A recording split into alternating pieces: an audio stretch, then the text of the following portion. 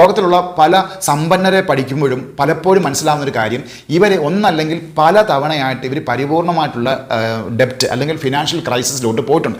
പലപ്പോഴും ആ ക്രൈസിസിൽ നിന്ന് രക്ഷപ്പെടാൻ പറ്റാത്ത ആൾക്കാരും ഉണ്ടായിട്ടുണ്ട്. പക്ഷേ എന്നാൽ ഒരുപാട് ആളുകൾ ആ പറയുന്ന ഡെപ്റ്റ് ക്രൈസിസ് അല്ലെങ്കിൽ മണി ട്രാപ്പിൽ നിന്ന് അവർ രക്ഷപ്പെട്ടിരിക്കുന്നത് അവർ പിന്നീട് എടുത്തിട്ടുള്ള തീരുമാനങ്ങൾ മാത്രം കൊണ്ടാണ്. അപ്പം നമ്മൾ ആ പറയുന്ന ഇതുവരെ നമ്മൾ മുന്നോട്ട് ഒരു ഏണിയിൽ നമ്മൾ കയറി സ്റ്റെപ്പ് ബൈ സ്റ്റെപ്പായിട്ട് നമ്മൾ കയറി നമ്മൾ രക്ഷപ്പെട്ടു എന്ന് വിചാരിച്ചെടുത്തു എന്ന് നമ്മളൊരു മൂക്കും കുത്തി നമ്മൾ താഴോട്ട് വീണിരിക്കും. അപ്പോൾ ഇനി നമ്മൾ സ്റ്റെപ്പ് നമ്മൾ എടുക്കുമ്പോൾ അതെന്താണ് വേണ്ടത്?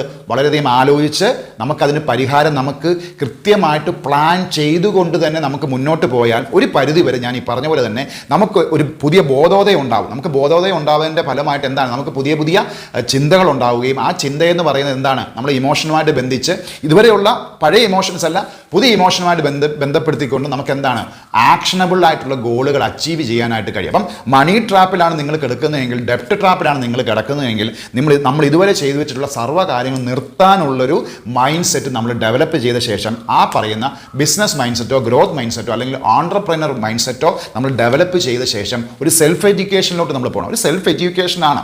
ഇതുവരെ എനിക്ക് എന്താണ് സംഭവിച്ചിരിക്കുന്നത്, ഇനി എൻ്റെയും കുടുംബത്തിൻ്റെ മുന്നോട്ടുള്ള പോക്ക് എന്തൊക്കെയാണ്, എങ്ങനെ വേണം എന്നുള്ള ഒരു ബേസിക് അല്ലെങ്കിൽ ഒരു ബ്ലൂ പ്രിൻ്റ്, ഒരു സോളിഡ് പ്ലാൻ നമുക്കുണ്ട്.